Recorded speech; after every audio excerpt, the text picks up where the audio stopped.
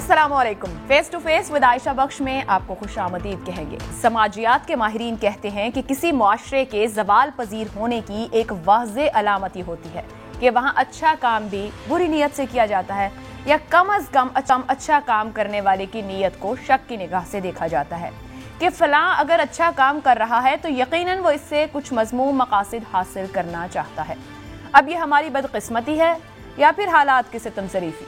शर्मसारी के साथ ही ये एतराफ़ करना पड़ता है कि ये तारीफ़ हर्फ ब हर्फ हमारे माशरे पर सादिक आती है। सुप्रीम कोर्ट का 5 रुकनी लार्जर बेंच परसों से एक तारीख साज सदारती रेफरेंस पर समाअत शुरू करने लगा है, जिसमें हुकूमत की जानिब से पूछे गए अहम सवालात का जवाब दिया जाएगा।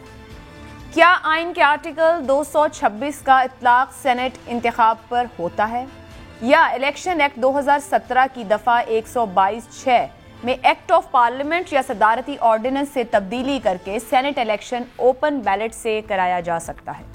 कानूनी राय मुनक़सिम है, मगर आम आदमी इस इक़दाम की हिमायत करता है कि सेनेट इंतखाब को शफ़ाफ बनाने की कोशिशें की जाएं कि ये वक्त की ज़रूरत है, क्योंकि हर सेनेट इलेक्शन मुतनाज़े होता है और ये तनाज़ात किसी भी सूरत पाकिस्तान के हक़ में नहीं।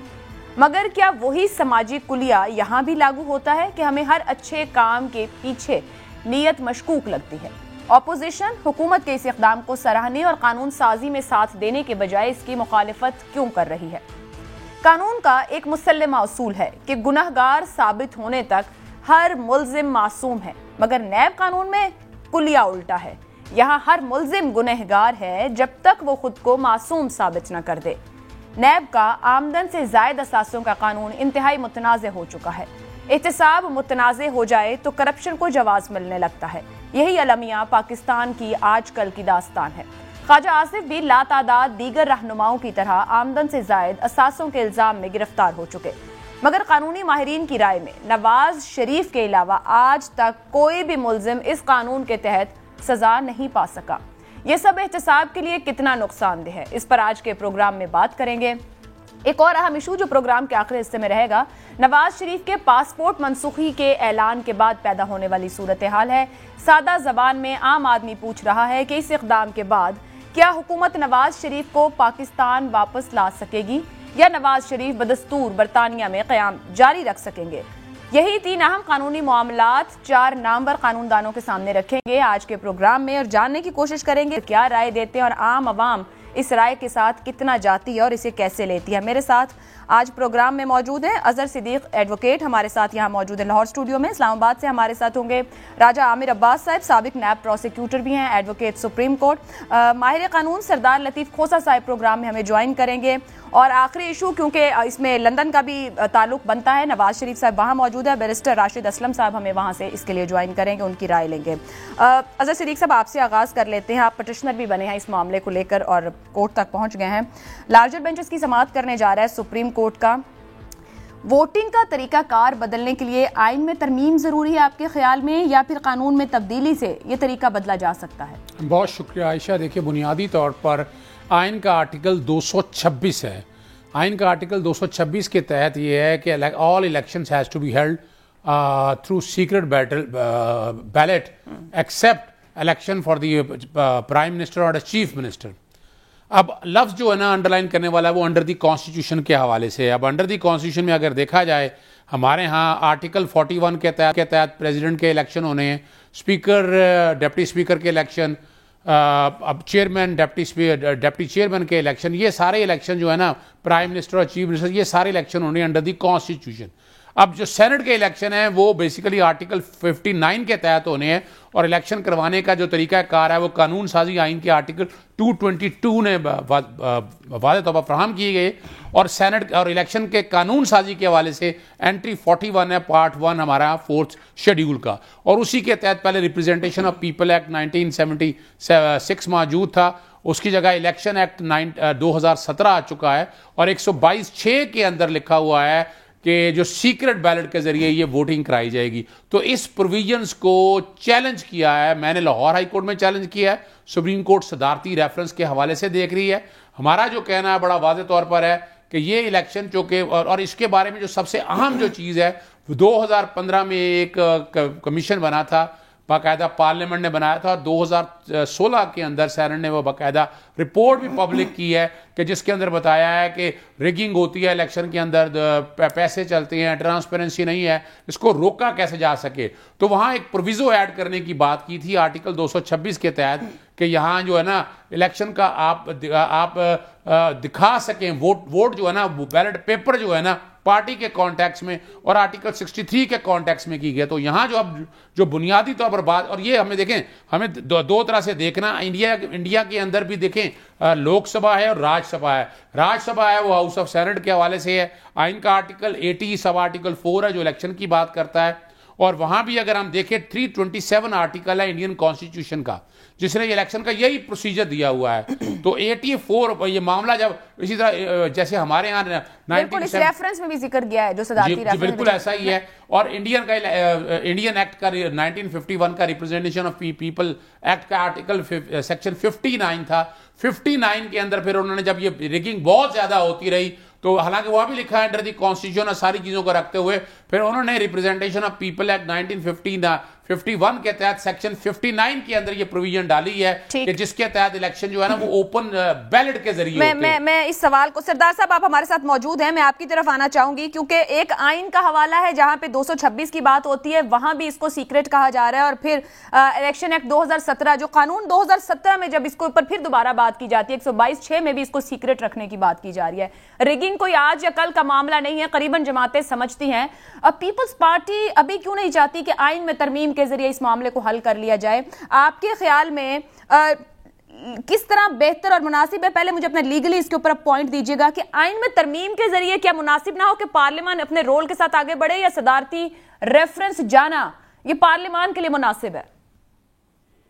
देखिए जो सियासत है और कानून साजी और आइन साजी, इसमें टाइम ऑफ द एसेंस, वक्त जो है जो उस वक्त जब मकसूद होती है वो बहुत अहमियत की हामिल होती है। देखिए हुकूमत ने जब हमने वोट ऑफ नो कॉन्फिडेंस किया चेयरमैन सेनेट के खिलाफ, 64 बंदों ने वो तहरीक पेश की। 64 बंदों ने खड़े होकर सेनेट में वो तहरीक को पेश किया। 64 बंदे जो है वोट देने के लिए गए। आपको पता है कि हाउस 104 का है, 64 बंदे ब्रूट मेजॉरिटी है, वो उसी पर उनको जो है वैसे ही उनको एब्डिकेट कर देना चाहिए था, चेयरमैन सेनेट का ओहदा छोड़ देना चाहिए था जब 64 आदमी मुतहर्रिक होकर तहरीक दे रहे हैं। लेकिन जब सीक्रेट बैलेट में जाता है तो जो भी हुकूमत है या उनके सेलेक्टर्स हैं, ये मौजूदा हुकूमत, इन्होंने ही ऐसा जुर्रू फेरा कि उसके बाद 50 वोट निकले और 14 वोट गायब हो गए, वो उनकी हक में चले गए, स्पीकर के हक में चले गए, वो अंदाजा कीजिएगा चेयरमैन सेनेट के हक में चले गए और वो मोशन हमारी मुस्तरद कर दी गई क्योंकि वो ना हो सका। अब कबाहती बिल्कुल है, इसमें कोई शायबा नहीं, शक नहीं।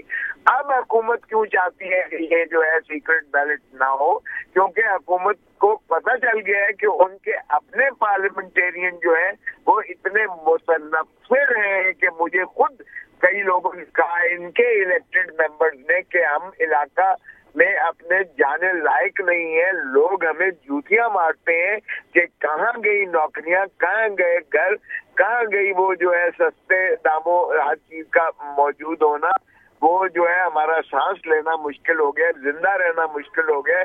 तबाही के दहाने पर रियासत को खड़ा कर दिया गया, लोगों की कसमों कुर्सी। अब उस बैकलैश की नजर में कि अब इनके साथ जो कुछ होने जा रहा है, अगर ये इसी तरह आइन के और कानून के मुताबिक इलेक्शन करवाते हैं तो इन्हीं की जो है जो वो होगी रुसवाई होगी, उसके खौफ से ये जो है अब तरमीम लाना चाहते हैं। बाकी चीजों पर तो ये हमारे सरदार साहब आपके ख्याल में, बड़ी माजरत, आपके ख्याल में आइन में तरमीम के जरिए मतलब कोर्ट क्या एडवाइस या लीगली क्या मुनासिब तरीका हो सकता है अगर शो ऑफ हैंड की तरफ जाया जाता है? आइन में तरमीम ही बचेगी या कानून में तब्दीली से भी शो ऑफ हैंड हो सकेगा? नहीं, देखें, मैं तो हमारी पार्टी तो बिल्कुल इस चीज की कायल है कि अवामी मसाइल, आईनी मसाइल, कानूनी मसाइल सिर्फ पार्लियामान का हक है। पार्लियामान को इन्होंने इस हुकूमत में बेतौकीर करके रख दिया है। रियासत की अगर तारीफ आर्टिकल 7 में देखें तो वो अवाम ही को मुख्तदिर करती है, नीचे से लेकर, यानी डिस्ट्रिक्ट असेंबली से लेके डिस्ट्रिक्ट गवर्नमेंट, सूबाई असेंबली से लेके सूबाई हुकूमत और पार्लियामान से लेके वफाकी हुकूमत, उसमें कोई अदलिया का जिक्र नहीं है, कोई अदलिया का या फौज का जिक्र नहीं है।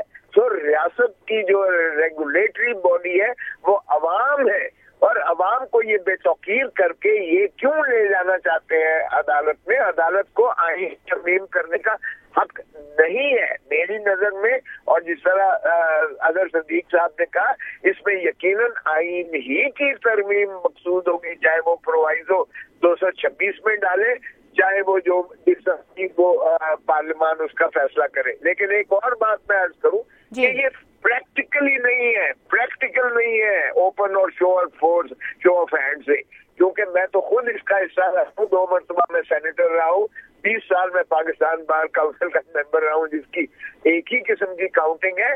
देखिए, इसमें प्रोपोर्शनल रिप्रेजेंटेशन है, नॉन और ट्रांसफरेबल वोट है।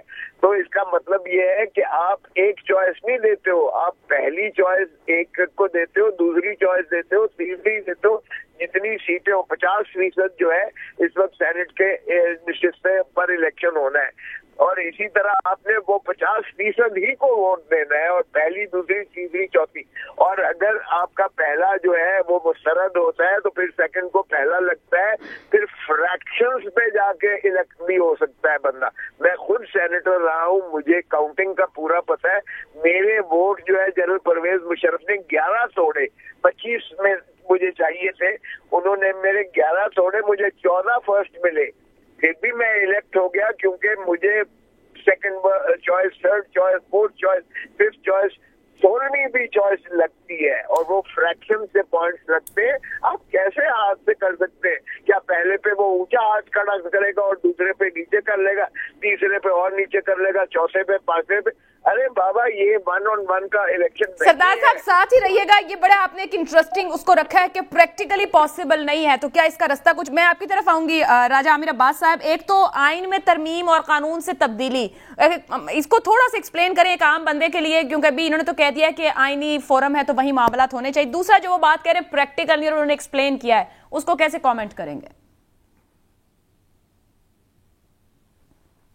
देखिए आयशा, एक बात तो है कि ये गवर्नमेंट जो ये रेफरेंस भेजा है, अगर हम उनकी इंटेंशन देखते हैं तो इंटेंशन की हद तक तो बड़ी अच्छी है कि वो ये चाह रहे हैं, क्योंकि उन्होंने अपने भी केपी से पिछली दफ़ा जब सेनेट के इलेक्शन में कुछ लोगों ने इस किस्म के पैसे लेके या किसी और चीज़ को सामने रखते हुए वोट दिए थे तो उन्हें निकाल दिया था। लेकिन अब यहाँ पे ये एक प्योरली कानूनी सवाल बन गया है, और कानूनी सवाल के लिए ही वो सुप्रीम कोर्ट गए हैं। लेकिन अगर as a student of law मैं ज़ाती तौर पे देखता हूँ तो जो ये कॉन्स्टिट्यूशन के अंडर जो इलेक्शंस होते हैं उसमें ये जो सेनेट के इलेक्शंस हैं मेरे ताईं वो भी आते हैं, और उसमें दिया हुआ है कॉन्स्टिट्यूशन में कि आर्टिकल 226 में कि जनाब आप तमाम जो कॉन्स्टिट्यूशनल इलेक्शंस हैं मां सिवाय प्राइम मिनिस्टर के और वजीर आला के आप सीक्रेट बैलेटिंग से कराएंगे। अगर तो लेजिस्लेशन की इंटेंशन होती कि जी नहीं सेनेट के भी हमने कराने हैं, तो जहां पे वजीर आजम और वजीर आला का उन्होंने नाम डाला वहां पे सेनेट का भी लिख देते कि इनके अलावा बाकी सीक्रेट बैलेटिंग से होंगे। अब ये कैसे आइन के तहत इलेक्शन है, क्योंकि कॉन्स्टिट्यूशन में दिया हुआ है कि जनाब जो सेनेट के इलेक्शन हैं उसके जो वोटर्स कौन से होंगे, किन को वोट का राइट है, किस अंदाज में वोट होगा, कितनी जनरल सीट्स हैं, कितनी खवातीन की हैं, कितनी फैटा की हैं, कितनी इस्लामाबाद की हैं। तो ये तमाम चीज़ें आइन में हैं, और आइन के तहत ही ये इसको तस्वर किया जाएगा कि ये एक आइनी इलेक्शंस हैं।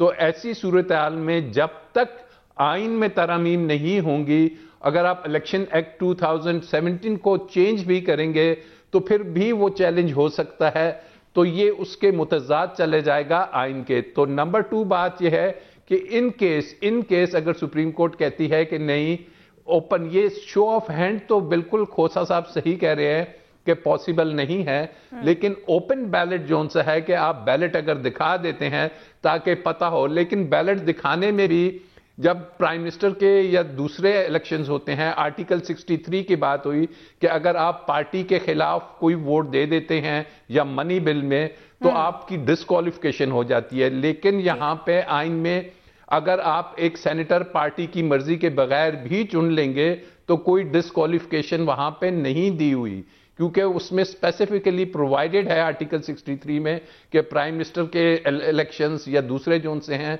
मनी बिल वगैरह, तो इसलिए ये कोई डिफॉल्ट वो नहीं करेंगे। तो लगता ऐसे ही है कि सुप्रीम कोर्ट ने कहना है कि ये काम तो लेजिस्लेशन का है, ये पार्लियामेंट का है, और पार्लियामेंट की जो हमने पिछले 2.5-3 साल में परफॉर्मेंस देखी है, मां सिवाय उनके अपने नैब के केसेस के उन्हें और कोई कानून साजी नजर नहीं आई। ठीक है राजा आमिर साहब, साथ रहिए, अभी हम नैब पर भी आते हैं, मगर ये जो आपने एक इंटेंशन वाली बात की है, जी मुकम्मल कीजिए।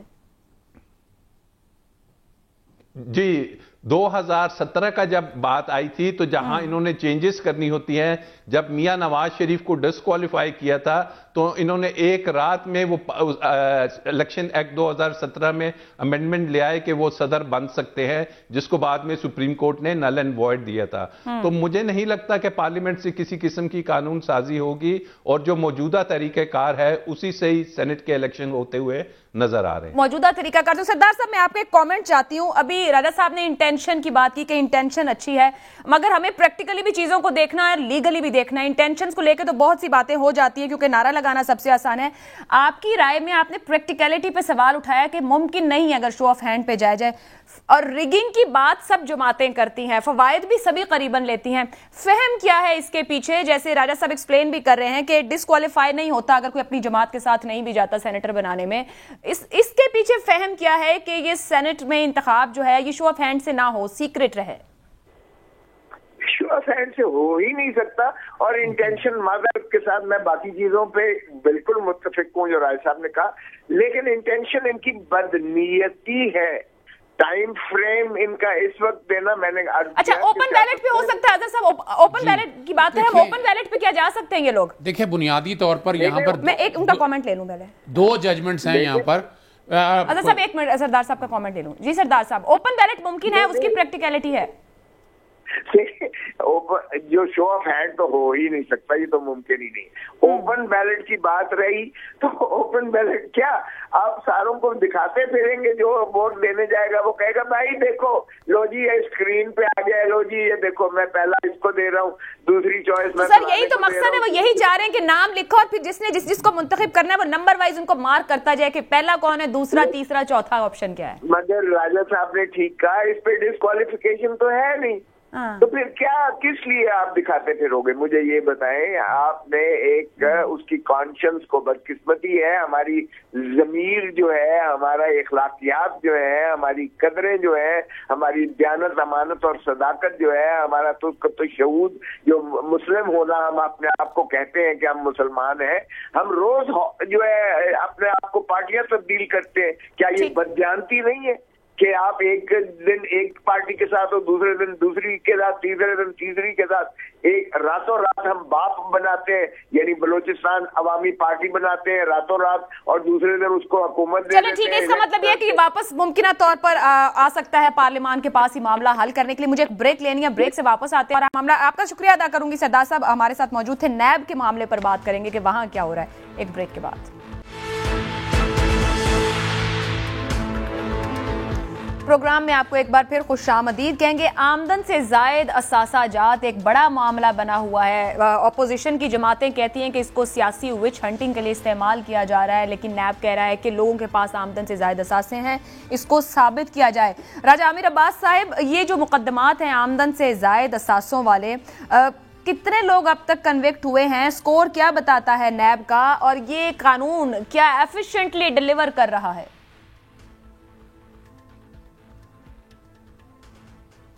देखिए, कानून तो पता नहीं एफिशिएंटली डिलीवर कर रहा है या नहीं। जो सियासतदान हैं जिनके ये assets beyond non source of income के केसेस हैं, अगर हम उनको देखते हैं तो उन्होंने बड़े एफिशिएंटली ये तमाम असासाजात बनाए हैं। अगर आप देख लें कि जब वो पार्लियामेंट में आते हैं तो उनके शुरू में एसेट्स होते हैं लाखों में और चंद मिलियंस में, फिर वो 200, 300, 400 मिलियन, अरबों रुपए के हो जाते हैं। तो एफिशिएंसी तो हमें करप्शन की नजर आती है। अब बात यह है कि जी assets beyond known source of income के केसेस, नैब और नैब की परफॉर्मेंस। अब नैब में दो तरह के आयशा केसेस हैं। एक केसेस होते हैं करप्शन एंड करप्ट प्रैक्टिस, जैसे कि LNG का केस है या मिस यूज ऑफ अथॉरिटी का है, या जैसे एहसन इकबाल का है कि जी उन्होंने वहां पे स्पोर्ट्स कॉम्प्लेक्स बनाया। तो ये वो केसेस हैं कि जिसमें बहुत सी एविडेंस लानी पड़ती है, कनेक्ट करना पड़ता है। लेकिन जो एसेट्स के केसेस होते हैं, इसमें नैब का सेक्शन 14 कहता है कि अगर आपके पास ये एसेट्स हैं आपके नाम पे, बच्चों के नाम पे, बेनामी के नाम पे, तो बड़ा सिंपल सा है कि इसकी रसीदें दे दीजिए, इसका मनी ट्रेल दे दीजिए और बताइए कि बीइंग ए पार्लियामेंट ये केसेस एसेट्स आपने कैसे बनाए पब्लिक ऑफिस होल्ड करते हुए। इसमें कन्विक्शन सबसे पहले तो हमें नजर आती है मियां नवाज शरीफ साहब की। एवनफील्ड का केस था, वो भी assets beyond known source of income था। फिर सऊदी अरब की उनकी वो दूसरा केस था अल अजीजिया वाला, उसमें भी कन्विक्शन नजर आती है। मरियम बीबी को भी सजा हो चुकी है। इसमें अब कोई इतनी बड़ी रॉकेट साइंस नहीं है कि जनाब इसको साबित करने के लिए कोई बेतहाशा शवाहिद लाने पड़ेंगे। सिंपली सी बात होगी, ख्वाजा साहब अगर दुबई से 13 करोड़ रुपए लाते हैं तो बताएं कि किस कंपनी से और किस बैंकिंग रूट के जरिए वो आए यहाँ पे, और अगर वो बैंकिंग रूट और वो चीजें नहीं हैं तो क्या मनी लॉन्ड्रिंग करके लाए गए। और ख्वाजा साहब की अगर 80 करोड़ों की और पता नहीं 800 करोड़ की जितनी भी हैं ये प्रॉपर्टीज आती हैं, तो उन्हें एक सिंपल सा बताना है कि वो बैंकर थे, बैंकर के बाद वो पार्लियामेंट के मेंबर बने और ये पैसे उन्होंने कहां से ले लिए और किस तरीके से लिए। तो मुझे लग रहा है कि एसेट्स के केस, ऑल दो के जिस शख्स पे ये केस बनेगा वो इसको पॉलिटिकल विक्टिमाइजेशन ही कहेगा, लेकिन पॉलिटिकल विक्टिमाइजेशन को एक तरफ अगर पॉलिटिकल विक्टिमाइजेशन है तो वो डार साहब लंदन में क्या कर रहे हैं, वो दुबई में जो इतनी बड़ी बड़ी उनके बच्चों के नाम पे प्रॉपर्टीज हैं, तो वो क्यों नहीं आके कौम को बताते हैं कि जनाब ये है वो जराए, ये है वो शवायद। हम हमेशा सिर्फ कतरी खत देखते रहे कि जनाब ये है वो शवायद।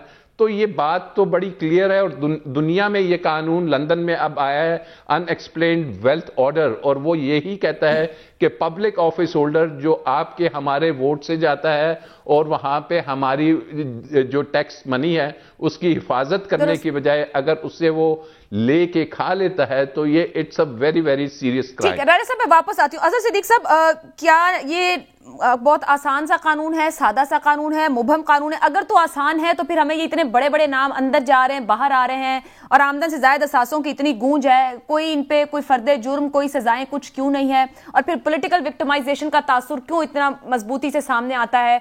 एक जाता है एक आता है, एक जाता है एक आता है, 4 साल बाद पता चले कुछ निकला भी नहीं, ना कौम के खजाने में कुछ आया।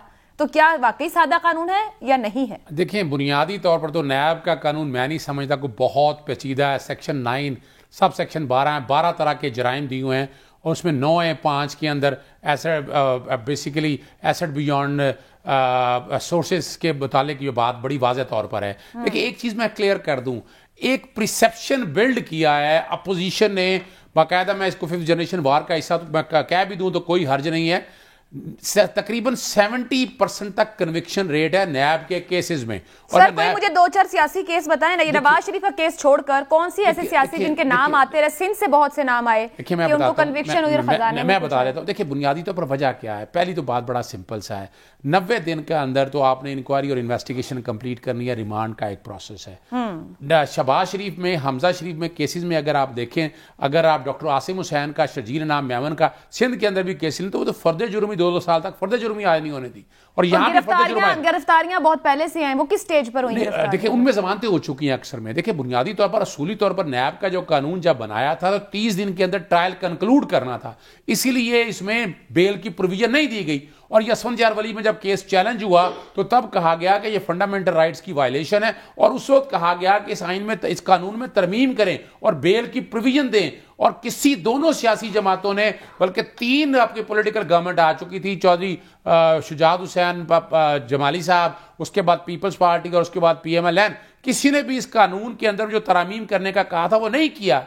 और यहाँ बड़ा सीधा सा है, यहाँ बुनियादी तौर पर तो ओनर साहब के ऊपर है। सेक्शन 14 के अंदर जैसे एसेट बियॉन्ड मीन, अभी यानी मिसाल के तौर पर ख्वाजा आसिफ साहब का केस ले लें आप, उससे पहले अगर आप 2 केसों में सजाएं तो हो चुकी हैं, हमें तो बाकी देखना है क्या बाकी हमजा शरीफ में, हमजा नवाज में या शहबाज शरीफ के केस में फर्द जुर्म आयद होने दी, 1-1 साल 1.5 साल तो फर्द जुर्म आयद नहीं होने दी। आप इसी तरह देखें नैब को एक तरफ छोड़ दें आप, क्यों नहीं हो सकी ना, यही तो सवाल है राजा। ये बुनियादी तौर पर कहा यही था ना कि 30 दिन के अंदर ट्रायल कंक्लूड करें, लेकिन हम जैसे वकला, मैं भी उनमें शामिल हूं, ये मैं कहूं कि बैठ के नहीं, हम बैठ के हम जान के डिलेइंग टैक्टिक इस्तेमाल करते हैं, मुख्तलिफ एप्लीकेशन देते हैं और डिले करते हैं। और अगर आज अगर ये सारी बातें जो करते हैं ना जितने सियासतदान हैं, इन्हें एक बात कहें, अगर इन्हें कहें आज आए यार कोर्टों में आकर कहें फर्द जुर्म आयद कराएं और day to day trial complete कराएं, और आप देखिएगा और इनमें से अक्सर 70% तक कन्विक्शन हो जाएगी। और दूसरी जहां तक बात है ना, इन केसेस में अगर देख लें बाकी केसों में सिर्फ जमानतें हुई हैं, अगर ख्वाजा साद रफी की देख लें पैरागॉन में सिर्फ जमानतें हुई हैं, उसके अंदर क्या आप बरी हो चुके हैं? बिल्कुल ऐसा नहीं है। मगर मुझे राजा आमिर अब्बास साहब जमानतों पे बाहर हैं, मामला आगे नहीं बढ़ता, तो ख्वाजा आसिफ की गिरफ्तारी किस स्टेज पर हुई है? इंक्वायरी पर, इन्वेस्टिगेशन पर, रेफरेंस पर, सजा तक? ये 2.5 साल में हमने किसी सियासतदान को देखा? केसेस तो बहुत सौ पर बने कि आमदन से जायद असासे हैं, कहां पर लूप होल है? क्या फिर नैब केस को बेहतर प्रेजेंट नहीं कर पा रहा? जमानतें हो रही हैं तो किसी वजह से हो रही है ना।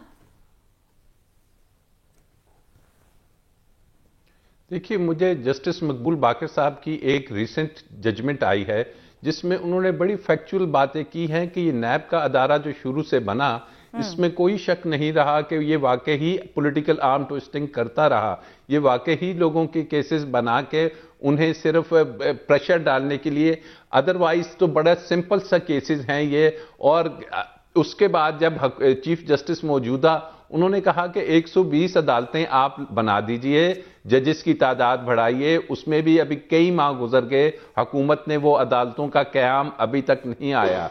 फिर नैब की प्रोसिक्यूशन की टीम आपने देखी कि जो कहती है गूगल करके आप एवनफील्ड के वो देख लें, तो मैं समझता हूं कि अगर एसेट्स के केस में भी कन्विक्शन नहीं होती तो इसमें 90% जो कसूर है वो नैब के अपने अदारे का है, उसके कवानीन का नहीं है। और नैब का अब बड़ा अच्छा मौका है मौजूदा हुकूमत के पास कि जब सेनेट के इलेक्शन हो जाते हैं तो अगर ये सेनेट में सिंपल मेजॉरिटी ले लेते हैं तो फिर इस कानून में तरमीम करने के लिए कोई ज्यादा रिफॉर्म्स की जरूरत नहीं। सिंपल मेजॉरिटी नेशनल असेंबली में ऑलरेडी इनकी है, कौमी सेनेट में भी इनकी मेजॉरिटी अगर आ जाती है तो ये कानून पास करें कि किस अंदाज में नैब के केसेस को जल्दी से जल्दी चलाना है, उसमें जो सुखम है उसे कैसे खत्म करना है। अब जो बॉल है वो हुकूमत की कोर्ट में आ रही है और नैब में लेजिस्लेशन कीजिए, चेयरमैन की अपॉइंटमेंट का तरीक़ेकार चेंज कीजिए, नैब में जो पॉलिटिकल अपॉइंटमेंट्स हैं वो खत्म कीजिए,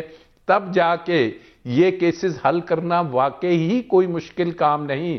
ऑल्दो कि मैंने शुरू में कहा कि कुछ केसेस होते हैं किकबैक्स के या मिस यूज ऑफ अथॉरिटी के या LNG टर्मिनल आपने दे दिया, आपने ये तमाम चीजें साबित करनी है, लेकिन यहां पे उस तहसीलदार ने, उस पब्लिक ऑफिस होल्डर ने सिर्फ ये बताना है कि जनाब ये अरबों रुपए के जो एसेट्स है, या हमजा शहबाज ने बताना है कि जब मेरे वालिद CM बने तो मेरी प्रॉपर्टीज अरबों रुपए खरबों रुपए की कैसे होगी। ठीक है, ये सवाल बहुत आसान है, जजेस की तादाद बढ़ा दी जाए तो फैसले हो जाएंगे। बहुत सी अहम तजावीज दे रहे हैं राजा आमिर अब्बास। नैब में तब्दीली दरकार है, गेंद अब हुकूमत के कोर्ट में आ जाएगी सेनेट इंतखाब के बाद। एक ब्रेक ले लेते हैं, ब्रेक के बाद बात करेंगे जो वजीर दाखिला कह रहे हैं कि अब नया पासपोर्ट नहीं मिलेगा ना बनेगा। एक ब्रेक के बाद प्रोग्राम के आखिरी हिस्से में आपको एक बार फिर खुशामदीद कहेंगे। लंदन से हमारे साथ मौजूद है बैरिस्टर राशिद असलम साहब, माहिर कानून हैं। उनसे जानने की कोशिश करते हैं जो यहाँ से वजारत दाखिला कह रही है कि अब पासपोर्ट ना बनेगा ना मिलेगा। बैरिस्टर साहब, बड़े आसान अल्फाज में हमें समझाइएगा कि पासपोर्ट की मनसूखी से क्या मुराद है, और जो पासपोर्ट वहाँ खत्म हो रहा है उसके ना मिलने के बाद क्या स्टेटस काउंट होगा मियां नवाज शरीफ के पासपोर्ट का? जी बहुत शुक्रिया। अगर हुकूमत पाकिस्तान पासपोर्ट रिन्यू नहीं करती, जैसा कि पहले स्टेटमेंट दी गई कि कैंसिल किया जा रहा है, कैंसिल करने के लिए अभी 45 डेज थे, इसमें कैंसिल हो सकता था, लेकिन मैं नहीं समझता कि हुकूमत पाकिस्तान कैंसिल करेगी इस पासपोर्ट को। हाँ, वो ये कह सकते हैं कि रिन्यू नहीं कर रहे, जो कि 15 फरवरी को मिडनाइट में वो एक्सपायर हो रहा है। ऐसी सूरत हाल में नवाज शरीफ साहब के पास जो ऑप्शन है, देखिए, एक तो जो वुजरा का कहना है कि वो इलीगल कंसीडर होंगे, ऐसा बिल्कुल नहीं है। अगर पासपोर्ट कैंसिल हो जाता है या पासपोर्ट रिन्यू नहीं होता तो उनसे उस पे इनके वीजे पे कोई फर्क नहीं पड़ता, वो यहाँ पे लीगल कंसीडर होंगे। यहाँ पे बहुत सारे लोग होते हैं जिनके पासपोर्ट एक्सपायर हो जाते हैं या रिन्यू नहीं होते, लेकिन अगर उनके पास यहाँ का वीजा हो, लीव टू रिमेन हो, तो उनको यहाँ की हुकूमत कुछ नहीं कहती, वो लीगल कंसीडर होते हैं जब तक उनका नया पासपोर्ट ना बने। अब दूसरा ऑप्शन, अगर हुकूमत पाकिस्तान ये कहती है कि हम इनका पासपोर्ट तो रिन्यू नहीं कर रहे लेकिन साथ में सिटीजनशिप इनकी कैंसिल कर रहे हैं, शहरियत मनसूख कर रहे हैं, तो उस सूरत हाल में नवाज शरीफ साहब के पास कुछ ऑप्शंस हैं, जैसे कि यूनाइटेड नेशंस के कन्वेंशन है 1954 के, जिसमें अगर कोई शख्स जिसका स्टेटलेस जिसका पासपोर्ट कैंसिल कर दिया जाए, शहरियत कैंसिल कर दी जाए, तो वो यूके में 5 साल का वीजा अप्लाई कर सकते हैं बीइंग अ स्टेटलेस पर्सन। अब उन कन्वेंशंस को बड़ी डिटेल से अगर देखा जाए तो उसमें बड़ी रेमेडीज हैं नवाज शरीफ साहब के पास। अब उसमें देखने की ये जरूरत पड़ेगी, जैसे जद्दा की बात हो रही है कि जद्दा में आया कि उनके पास परमानेंट लीव है, परमानेंट क़याम का उनके पास कोई वीजा है या बाकी किसी मुल्क में है, अगर वो प्रूव करते हैं कि उनके पास कहीं भी परमानेंट रहने का कोई नहीं है, तो यहाँ की हुकूमत उनको 5 साल का वीजा दे सकती है। दूसरा ऑप्शन अजाइलम का है, जो मैं समझता हूँ पॉलिटिकली वो कभी भी नहीं उस तरफ जाएंगे, स्टेट वैसे साहब मुझे ये बताइएगा, क्योंकि हुकूमत ने पासपोर्ट मंसूख नहीं किया, सिंपल जो आप भी कह रहे हैं वो नहीं करेगी, ये भी नहीं नजर आता कि हुकूमत सिटीजनशिप कैंसिल करने की तरफ जाएगी। वो पाकिस्तान के 3 बार के प्राइम मिनिस्टर हैं।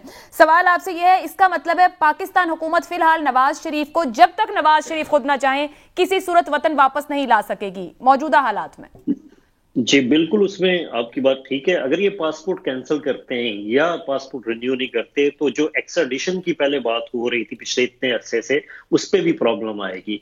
क्योंकि अगर आप देखें तो हमारे पास 3 एवेन्यू थे एक्स्ट्राडिशन के। एक्स्ट्राडिशन एक्ट 2003 था, जिसका हमारा कॉन्ट्रैक्ट कोई एग्रीमेंट यूके के साथ नहीं था।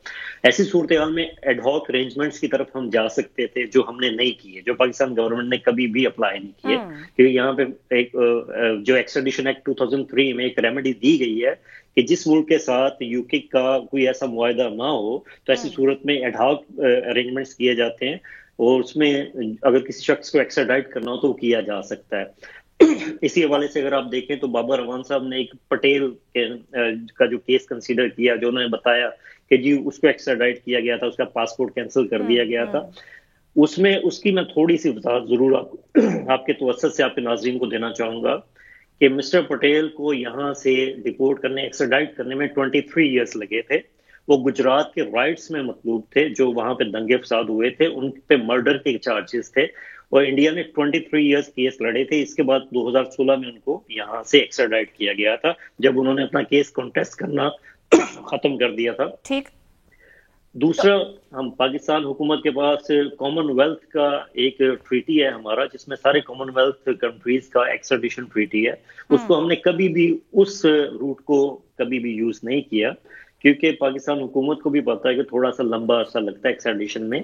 तीसरा, जो म्यूचुअल लीगल असिस्टेंस स्कीम के तहत हमारे प्राइम मिनिस्टर साहब ने कहा कि हमने रिक्वेस्ट की है कि उनको डिपोर्ट किया जाए, जिसपे यहाँ की वजीर दाखिला प्रीति पटेल ने अपनी स्टेटमेंट दी कि हम इंटरनेशनल लॉज के तहत इसको चेक करेंगे, हम इसको देखेंगे। इट मीन्स कि वो डोमेस्टिक लॉज में कोई रेमेडी देने के हवाले से इनकारी है पाकिस्तान हुकूमत को, वो नहीं चाहते कोई इस किस्म की रेमेडी दी जाए। बैरिस्टर राशिद असलम साहब, जो आप बता रहे हैं, इसमें नवाज शरीफ सियासी तौर पर असाइलम की तरफ नहीं जाएंगे और इसके अलावा बेतहाशा ऑप्शंस उनके पास मौजूद हैं, वो जब तक चाहें वहां बाहर कहीं भी ठहर सकते हैं। बहुत शुक्रिया ज्वाइन करने के लिए। अजहर साहब, ये तो फिर जवाब ही आ रहा है हुकूमत पाकिस्तान को कि ना ही समझें इस मामले में। देखें, अगर थोड़ी सी हिस्ट्री थोड़ी सी याद हो कि इसहाक डार साहब को सुप्रीम कोर्ट बुला रही थी, उस वक्त बाकायदा पासपोर्ट भी सस्पेंड कैंसिल हुआ था और सिटीजनशिप भी उनकी बाकायदा कैंसिल या सस्पेंड की गई थी, और पूरी कोशिश कर ली थी कि सुप्रीम कोर्ट उनको पाकिस्तान ला सके, और वो नहीं आ सकेगी। यहाँ एक जो बुनियादी तौर पर जो एक मैं जो चीज समझता हूँ, यूएन कन्वेंशन ऑन करप्शन 2005 का एक बाकायदा इंटरनेशनल डॉक्यूमेंट एक मौजूद है, पाकिस्तानी गवर्नमेंट अभी तक उसका पता नहीं सहारा क्यों नहीं ले रही है। यानी मिसाल सर अभी नजर से नहीं गुजरा होगा किसी ने माहिर कानून का मशवरा नहीं। अगर देखा जाए तो सीरियसनेस कहीं भी नजर नहीं आ रही है, बातें बड़ी हैं आकर। यानी ये मामला अगर आप देखें, यानी वीजा अगर लेकर गए हैं तो वीजा 6 महीने का था, 6 महीने के बाद आपने मुल्क छोड़ना होता था, वो एक दफा एक्सटेंड करा लिया, अब दोबारा फिर 6 महीने के बाद। सर उनके लिए आसानी है, मैं बहुत शुक्रिया अदा करूंगी। वो कह रहे हैं अजहर सिद्दीक साहब बहुत हैं, संजीदगी नहीं तो फिर आए रोज क्यों ये नारे और क्यों ऐलानात के अब आएंगे और कल आएंगे, और बड़ी कोशिश है और संजीदगी है। आप अपना फीडबैक भेज सकते हैं। मेहमानों का शुक्रिया, इजाजत दीजिए, अल्लाह हाफ़िज़।